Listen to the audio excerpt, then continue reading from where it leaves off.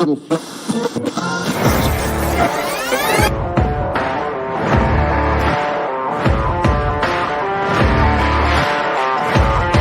great, but being different for the sake of being different, I'm not a big fan of, right? If you just want to be different for the sake of technology, increased, I would hide behind it. And you start to hear some of their challenges, and yes, because it speaks to the core of who you are and what drives you forward.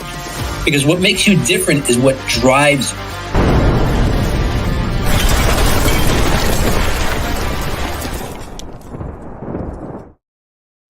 All right. Good afternoon, everybody. Welcome to the Master Connector Show. I'm your co-host, Rob Genovese. I got my co-host, Steve Spiro, over there. Steve, usually you don't see him this soon. But, look, we're coming at you every single Wednesday at 1 o'clock Eastern time. And I hope you're marking your calendars because we are always bringing amazing guests your way. Got to give Steve credit for this. He's meeting and connecting with amazing people who have accomplished things, who have done things, who have aspirations their whole life and achieved. And now they're spreading their experiences and their wisdom and their knowledge to us. So appreciate Steve. The connection part is what's key. And that's what we're doing here. We're promoting creating connection, creating community. Now, Steve and I go way back about 26 years or so, two former shy guys, still introverts. Our paths came together through business, through mentorship training. I was clueless. Steve was not as clueless, but we both didn't really know how to build relationships, connect with people. We were taught. I was painfully shy. I was scared to death. I was basically a man-child well into my 20s and 30s. And, we learned how to connect with people. We learned how to meet people. I know Steve may mention this, but he was challenged by our mentor to meet 3 strangers every single day. Can you imagine that? In real life, not by going into a networking chapter or anything like that. Anybody can do that. But to go out into the world, leave your house, IRL, right, in real life, and meet a stranger, make a friend of them in a very short period of time. The original hardcore raw network, as I always saw, Steve always says, the world is my networking organization. But fast forward again today, we are not shy guys anymore, obviously, because we're doing this show. And by the way, this show is brought to you by Russ Hedge Consulting. The good friend of the show, Russ Hedge. Russ has over 30 years of sales and marketing success in multiple industries. He can help you be successful in your business by helping you truly connect, transform your business, connect to new customers.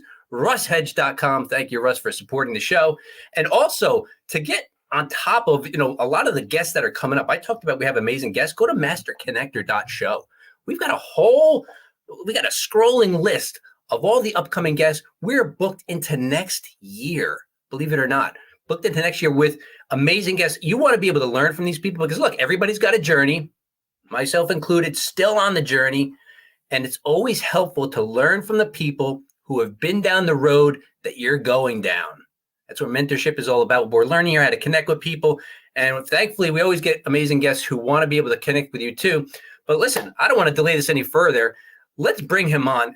I'm a master connector, but he's the master connector. Come on, Steve Spiro. What's up, Steve? What's going on, Rob G? It's great to be on here with you. And we have that in common. We were both painfully shy. It's crazy. And yeah, I just can't believe the challenge, but it's been a blessing long term. And to be able to meet cool people, and you and I reconnecting, 2-3 years back, and then getting a chance to have you co-host with me on the show has just been an absolute blessing. So just appreciate you, sir. But what's going on, friends? Steve Spiro, the Master Connector, coming at you live and direct. And I am so pumped on here to be on here with you guys. And if you're on here for the first time, we want to hear from you. So make sure you get in the comments, whether you're on here before, you've been on here, first time. Get in the comments. Tell us where you're from. What city, state, country. We don't know if you're here unless you're actually getting in the comments. So just tune in. But it's going to be an incredible show. And of course, if you have any questions for our amazing guest, put the questions in for sure. But having some tech challenges. My video isn't so great today, but deal with it. Now we'll have to just deal with it, right? One of the things, one of the pillars of our show is having the grit to overcome obstacles. And of course, our guest is going to talk all about that. But yeah, we're having some grit and using some grit to get over these obstacles of tech stuff. But it's all good. Anyway, so let's talk, right? So, as the master connector, I relish the opportunity to speak on stage about the courage to succeed, and a topic that's honestly really close to my heart. True success demands an unyielding commitment to push through fear and adversity, transforming obstacles into opportunities.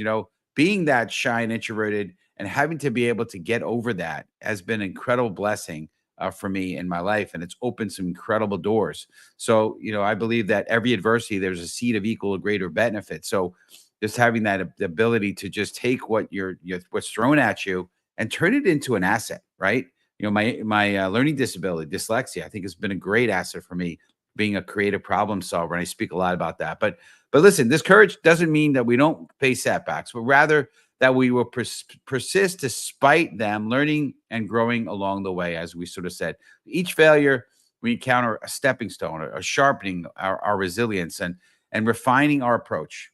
It's the relentless determination that fuels our journey and inspires others to find their own inner strength. By embracing challenges and persevering with unwavering resolve, we set a powerful example for those around us. And remember, it's not just about reaching the summit, but about the courage it takes to keep climbing, no matter what, and no matter how steep the path is, right? My mentor suggested reading a book years back, and as he knew I had a lot to overcome, and being a little bit older, I met him when I was in my 30s, and this book has been a source of inspiration for me, and has given me and helped me has helped me with that courage to succeed mentality. So that's going to be great. This gentleman is a hero of mine. I know Rob is going to introduce him, but if you can, in the comments, make sure you type in #Let's Go, and let's get into this.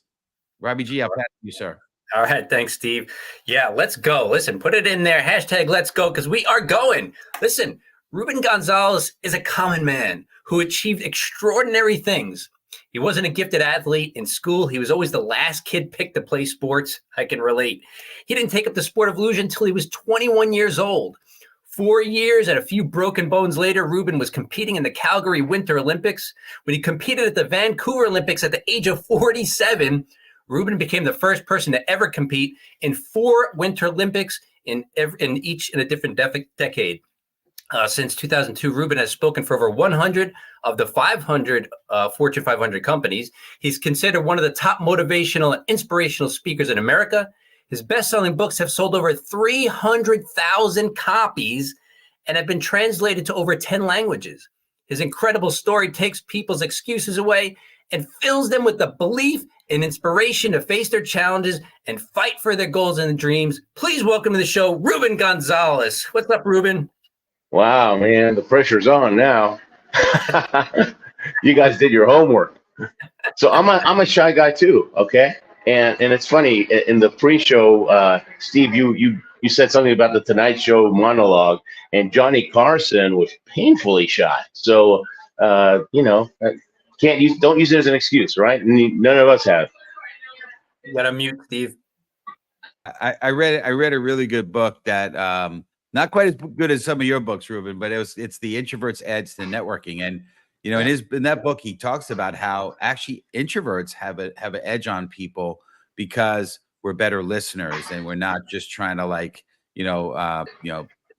put our influence on people, but actually listen, which is better people skills. But I just want to, before we get into this, want to acknowledge Claire. It was great having you get a chance to speak to Claire today. So she's joining us here, and Yolanda, incredible having you on. Amazing, part of the family, part of the Master Connector family. And she's excited, and she's welcoming you as well to be on the show here. So Ruben, let's get into it, right? We're big into stories. That's a big part of what the show's about. So I want to type in, community, type in #stories. And so, how does someone from the hot and steamy Houston, right? With Yolanda is from Houston. So you guys are related. I don't know if she knows that. But anyway, end up competing in the Winter Olympics in the luge. Tell us a little bit, the short version, because there's so much I want to cover on this, Sure. Well, I was born in Argentina. I was an oil brat. My dad was a chemical engineer. We came to the States when I was when I was 6 years old, and Queens, New York for a couple of years, Houston most of my life, and couldn't stand the heat. Moved to Colorado about 15 years ago and love it here. But I caught the dream when I was 10 years old. I'm watching the Olympics on TV, and I got all excited. I thought, that's what I want to do. And problem was, I was always the last kid picked for PE. I was on the bench for kickball, okay? So I didn't believe it was possible. I don't know. I didn't even know there was a bench in kickball. But anyway, so I didn't believe it was possible, but I was so fascinated by the Olympics. And it wasn't really the athleticism that drew me to them. It was their spirit, their heart, because I realized this is a group of people that are willing to train for years and years. No guarantees they're going to make it. And then some of them make it. You got to be so strong and put yourself through that. And I put them up on a pedestal. They were my heroes. And I read about them. And my dad got me to read biographies. So I would pick up, what successful people do. And what I kept seeing was perseverance. And so by high school, my nickname was Bulldog. I made a decision at 12 years old that I just wouldn't quit anymore. Perseverance is going to help you reach your dream. And when I was 21, I see Scott Hamilton win the gold medal in figure skating. He's about 5 feet tall. And I thought, if that little guy can win, I can at least play. I'm going to be in the next ones no matter what. It's a done deal. I just got to find the sport. And luge, I was looking for a sport with a lot of broken bones. I thought it looks like, maybe there'll be a lot of quitters. And that's where my superpower, perseverance, will stand out. And so I thought luge, and I can do that one by myself. And so that's how I did it. But when I called Lake Placid, gosh, at that time in my life, I think the only ice I'd seen was my iced tea in Houston. That's great.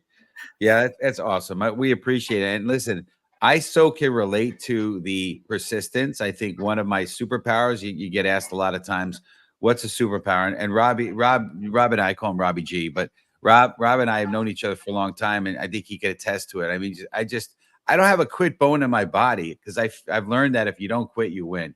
You just keep going, like the Energizer Bunny. Yeah. Yeah, I learned that from you, Steve. When I refer to Steve, and this is a high compliment, I call him as a machine, because Steve does not stop. He's like the Terminator, and I wasn't like that. I was the quit type. I had to learn how to not quit. So anybody out there, you feel like you don't have that perseverance bone in your, don't worry about it. You can learn it, because I don't quit anymore. Like, I don't even know what that means anymore. It's so far in the rearview mirror. Yeah. Success is a decision, right? So sooner or later, you get sick and tired of being sick and tired. And you have the Rocky moment, right? Like Rocky 1, he's been getting knocked down over and over. And finally, he just gets mad. He's like, I ain't going down no more. And they start playing the music, and something good's going to happen, right? And so we all need to have our Rocky moment. And when the chips, come down, it's time to, show who you are. Absolutely, for sure. That's great. Well, I got a bunch of questions. I'm sure we're not going to get to all of them, but I want to just talk to you about, prepare. So #community, type in #prepare. And, it's all about mentality and preparation, right? The 5 P's, proper preparation prevents piss poor performance. It might be 6, right? Yeah, the piss in there, but let's talk about prepare. And so here's a question. How did you prepare yourself mentally when you first started to luge? When I first called Lake Placid, I was 21, and the guy was laughing at me. He said, you're too old. He wouldn't take me. He said, you should have 10 years experience by now. I wouldn't take no for an answer. I knew if I hung up the phone, it was all over. And so then he tried to, talk me out of it, right? And he says, look, if you want to do it at your age, you want to do it in just 4 years, it's brutal. 9 out of 10 people quit. And I thought, wow, this works right into my plan. I said, well, what else? He says, expect to break some bones. And I said, great. And he got real quiet, and he goes, what's wrong with you, man? I told him, look, I hope it's 10 times harder what you're telling me, okay? Because the harder it is, the easier it is for me, because I don't quit, okay? I'm Bulldog. And so I was praying that the Germans would start quitting, right? But I didn't pray hard enough. But when I hung up the phone, the reality hit. And I thought, wait a minute, this guy didn't say I might break some bones. He said I would break some bones, right? So I thought, okay, what am I going to do? How am I going to handle it when I break a bone? And I thought, well, I've broken bones before. You wear a cast for 6 weeks, take it off, it's healed up stronger than before. So when you really think about it, broken bones is just a temporary inconvenience. So I reframed it, and I had a contingency plan. You always have to prepare. What's the worst that can happen? Okay, if that happened, how am I going to deal with it? And you still pray for the best, right? But you better be ready for the worst. And I go up there, and first 2 years I broke my foot twice, my knee, my elbow, my hand, my thumb, couple of ribs. And meanwhile, I just kept coming back.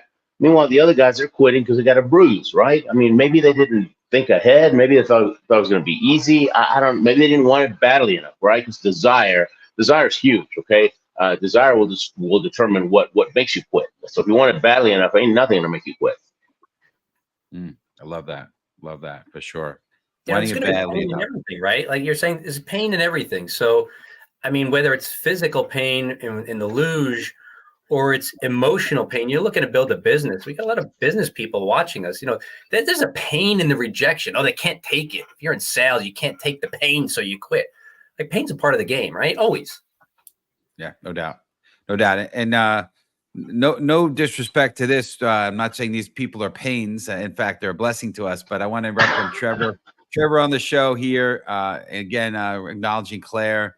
And, again, if you're watching the show, make sure you get in the comments. And if you're watching it on the replay, type in hashtag replay. We want to know that you were here with us. But anyway, so Ruben, I want to talk about commitment, right? So, I heard this, right? Commitment to continuity creates emotional stability. I heard that. And just when you know you're going to do something, you just continue on, and it doesn't give you that roller coaster ride, right? But I want to hear what you learned in terms of the German luge team, and what did that teach you about commitment? Love to hear that perspective you had said about that. Sure. The Germans, they've won about 80% of the medals in the last 50 years. Okay, they totally dominate, and they have 4 tracks in a country the size of Texas. Back when I got started, the only track in North America was Lake Placid. I mean, and so they were more committed. They were willing to pay the price, right? Because those tracks are not cheap. And so they wouldn't give me the time of day. I 2 years, my first 2 years was physical struggle, right? Because I was learning the sport, and they're just rushing me up. They crammed 10 years of learning into 2 years. That's why I got hurt so much. Everybody doesn't get hurt so much like I did. And then they threw me to the wolves. All of a sudden, I'm a beginner luger. Okay, I'm about as good as a kid that just got his driver's permit, and now I'm in the World Cup circuit to try to get enough World Cup points to be in the top 50 so I can compete in the Olympics. Well, it felt like that kid just got his driver's permit, and I'm about to go race against Mario Andretti and AJ Foyt and all those guys at Indy, right? I couldn't even look them in the eyes. I mean, you're in a room filled with Olympians and Olympic champions. And the Germans, they wouldn't give me the time of day, okay? And it confirmed that I didn't belong. And it was like the crisis of confidence, and it was the imposter syndrome, right? But imposter syndrome is not all bad. It just means that you're pushing, right? You're pushing outside of the box, right? And yeah, you feel like an imposter, but stay out there and learn the skills, right? If it doesn't kill you, it'll make you stronger. And so I might be walking down the track back then, and there's a bunch of Germans working on a sled. And, hey, Hans, how you doing? Nothing. They wouldn't even say hi, okay? I mean, I felt like an ant. It wasn't until 2 years after my first Olympics, okay? I'm training, and I'm walking down the track, see these Germans. I don't even say hi anymore because it hurts so much. And one of them shouts out, Gonzalez, hey, Speedy Gonzalez, why don't you come? How are you? And I got pissed, right? I said, what's wrong with you guys, man? I've been nice to you for years now, and I'm Speedy Gonzalez. Come, we must talk to you. They all sat and they gave me this talk that they do. The whole team, the coaches, everybody. They says, look, we have 4 tracks in the country, little bitty country. We have luge clubs all over the place. Some of us started when we were 5 years old. Okay, and first we became the best in our club, then the best in our town, then the best in our region. Then we make the national team, top 10 men, top 10 women. Then we make the Olympic team, top 3 men, top 3 women. There's so many great German lugers coming in behind us. We'll be lucky to do 2. But you know what we're going to do afterwards when we're done with our competing? We're going to coach, okay? Because we dedicate our lives to this because we want to continue this, right? We're committed. It's called commitment, right? We dedicate ourselves to this this legacy, and we're sick and tired of seeing people from other countries. They come, they do 1 Olympics, and they disappear. You know what we call them? No, what? He goes, Olympic tourists, those with a little camera. But this is 2 years after your first Olympics. Obviously, you're trying to make the Albertville Olympics in 2 years. Whether you make it or not doesn't matter to us. What matters to us is you're respecting the sport. So today, you've earned our respect. Now, and that's called commitment. Now, when they told me that, I thought these guys are out of their minds. Okay, they're nuts. I didn't get it, right? But now that I'm older and wiser, I totally agree. I'm not crazy about their methods, right? I think you'd be a little nicer than them and get the same results. But commitment, you commit, and once you start earning the respect of the people in your field, that's more important than a standing ovation. I'd rather have, gosh, I got to share the stage with Zig Ziglar about 25 times in big arenas, and he used to make fun of me, right? He says, "Hey, Ruben, you're a little bit like the cross-eyed javelin thrower." I said, "What?" "Yeah, when you're speaking, you're just like that." I said, "What do you mean?" "Oh, you don't break any records, man, but you got the crowd on the edge of their seats. You're doing all right."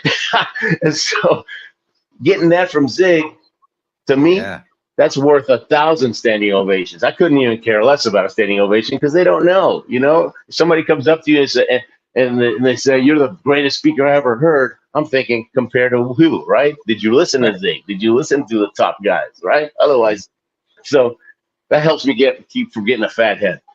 I love it. So, Ruben, I want to jump in here for a second because I'm going to tell you, this is something that reminds me when I was, just starting out my journey. Like I said earlier, I didn't really know anything about perseverance or persistence. When you talk about commitment, give us the Ruben Gonzalez definition of commitment for our audience. It's a promise. Commitment is a promise you make to yourself, okay? And so you just keep on keeping on. I don't have any tattoos. If somebody forced me, you got to have one tattoo or we're going to shoot you, okay? It wouldn't even be the Olympic rings. My tattoo would be no regrets. No regrets, total commitment. That's what it would be, right? Because if you give it your all, I'm 62, just turned 62. I'm still training, okay? When we finish here, I'm hitting the road. I'm headed to Lake Placid for several days of start training. I'm trying to make the next one. If I make the next one, I'll be the oldest Winter Olympian in history. I'm sliding better and more consistently now than I ever have before, mentally stronger, right? The kicker is instead of the top 50, it's going to be the top 25. I've never even been close to the top 35. But coach says, you got a shot, okay? You're doing better than ever. Just give it all you got. You got a shot. And I told him, okay, I'm going to run on your belief, okay? Because this guy's got fruit on the trees. I said, look, I'm going to run on your belief, but whatever you do, don't tell me that number that you're thinking of. If you think it's a 5% shot, I may not even try.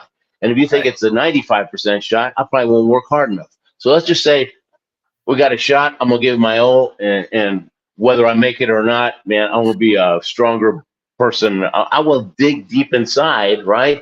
And I'm going to find God-given gifts I didn't know I had. And now I got them for the rest of my life. That's the prize, okay? The Olympics is just a little carrot that gets me to do all that hard work to discover who really Ruben is, right? And so, so it's a process. And if I make that one, hey, if you see me on the cover of AARP in a couple of years, that means I made it. That's great. Awesome. I love that. I just want to acknowledge Claire's comment here. She said, pain is growth. Mental agility is how we adapt to pain and allow it to teach us the lessons we need. I just wanted to acknowledge a little bit, not exactly what we're talking about right now on the commitment side, but I wanted to make sure we took some time to acknowledge her. I know you've got another book on the topic of shortcut. So community, type in #shortcut. And I heard it said, listen, don't shortcut the shortcut, because a lot of times sometimes we find out the secret of success, so we want to shortcut that, right? So, but I'd love to hear, what a little bit about your book, The Shortcut, and what the shortcut that will help you reach your goals faster than ever, if you could. Sure. I've written 6 books, and everybody says The Shortcut's the best one by far, even better than my favorite was always The Courage to Succeed. And now everybody's saying, man, Shortcut's even better than the Courage to Succeed. And so being Bulldog made me, I was a hardhead, right? I'm a hardhead, basically. That's what a perseverant person is. And so I wasn't very coachable. I had trouble listening to coach. It was weird. I would always approach the mentor, right? The person, look for the person that's already done what you want to do, and asking for tips. Can I pick your brain? Can we have some coffee? And then take action, right? Well, that's the part I didn't do. I wouldn't take action. And so, but I would still approach them. And so a mentor wants a mentee that will take action. Action is where the rubber meets the road. And so, so it took me for the first 3 Olympics, I was that way. And then on the way to number 4, it went from top 50 to top 40, right? They got to go to the Olympics. And I was always about 45 when I did when you did the math. And so I knew, back to the wall, I'm 47. Everybody thinks I'm a coach. Heck, they thought I was a coach when I was 39 at the last Olympics. I'm old today. I'm older than I think there's only 2 coaches that are older than me. I'm older than the coaches now. It's great. And so anyways, but I made a decision, right? Back to success is a decision. I said, whatever he says, if coach says you got to shave your head, wear a lipstick, that's going to make you faster, I'm going to do it right now. That's the new Ruben, right? And I started doing that. And that's why I'm better now, because I actually do what coach says. I don't take it as a good idea. And so the book is about that, but it's got a ton of other stuff. And it's written in a story form about this hard-headed guy that's about to lose his job because he's just like me, right? I'm the inspiration for this guy. And so if you go to theshortcutbook.com, theshortcutbook.com, you can get it there. And you can also watch a 12-minute TED Talk that I did. And that's what I did, this TED Talk, the only one I've ever done. And it's called The Power of Following the Leader. And it's gotten like 1 million views.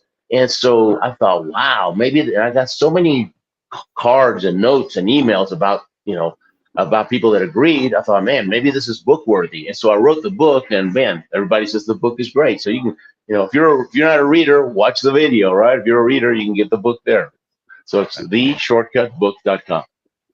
I'm grabbing that book when we're done. I'm gonna go on an Audible. Is it Audible book too, right? No, it's not. I gotta get my butt off. Yes. All right. Yes. Oops. But you know what the deal is? All this was coming now. All this is an excuse, okay? But I'm gonna tell you anyways. My first coach, his name was Dimitri, and he was from Ukraine, and he was great. This guy was like a youth worship pastor at a church, right? He kept it fun, and so he just passed away about a few months ago. But and everybody loved Dimitri. I mean, and so I thought, okay, I got to work on my Ukrainian accent, right? So when I do his lines, but you know what? Forget it. I've been using that excuse too long. Dimitri, you're going to be speaking English, normal English, for Audible.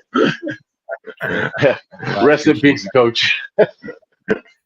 Awesome. Well, I want to just so I want you to tell the audience the best way to reach you, and if there's any final closing comments. But just want to acknowledge Yolanda's comment here.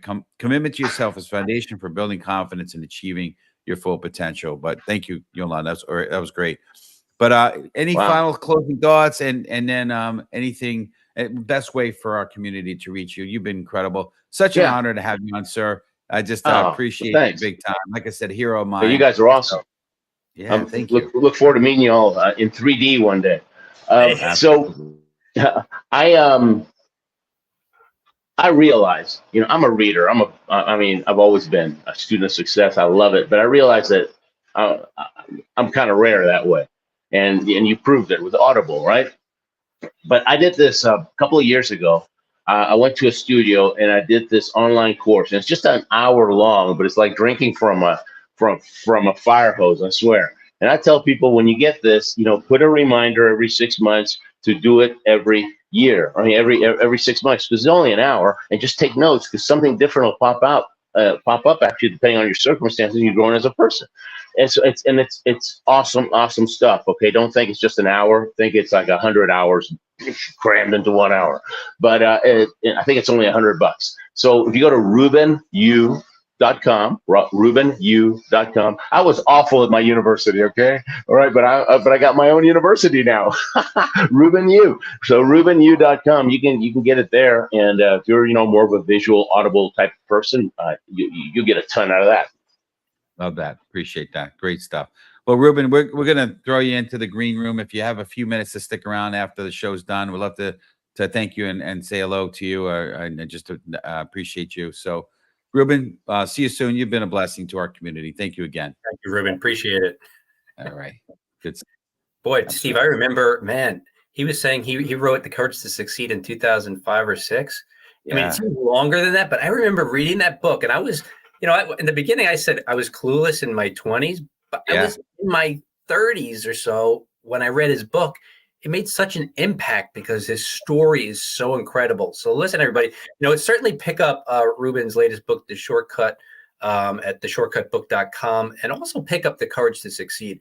I literally would cite that guy's story to people as an inspirational message of somebody else who did something that was against all odds. So just phenomenal. So great to have him on the show, right? No doubt about it. So, well, listen, I just appreciate you, community, being on here. We're just excited with you. Just such a blessing to us. And next week, same bad time, same bad channel, August, I believe it's 7th. Yeah, August 7th. I didn't write it in my little cheat sheet here, but it's The Power of Your Uniqueness with Marta Spurk. It's going to be a great show, so don't miss it. And like Rob said earlier in the show, if you want to learn more about the masterconnector.show, go there and learn. You can see all the upcoming events. And if you're interested in being a sponsor of the event, like Mr. Russ Hedge did, and appreciate you, Russ, joining us here today. Go to the masterconnector.show to see how you could be a sponsor of the show. We appreciate that. But I want to just end with a quick closing comment, as you know, and I want to talk about Harold Schultz, right? The former CEO of Starbucks, who grew up in a poor family in Brooklyn. So a Boroughs guy like me, Bronx guy that I am, right? Faced numerous challenges on his path to success. Despite his hardships, he took a leap of faith and brought a small coffee chain, transforming it into a global brand. Schultz's courage to pursue his vision and overcome obstacles inspired countless entrepreneurs to believe in their dreams and strive for success, no matter their beginnings or not. So just remember, folks, to have the courage to succeed. So your story and maybe in this case, maybe your coffee can inspire others. Let's make sure to let our story be that light. We'll see you next week. Have an incredible day. And you start to hear some of their challenges, and yes, because it speaks to the core of who you are and what drives you forward. Because what makes you different is what drives you.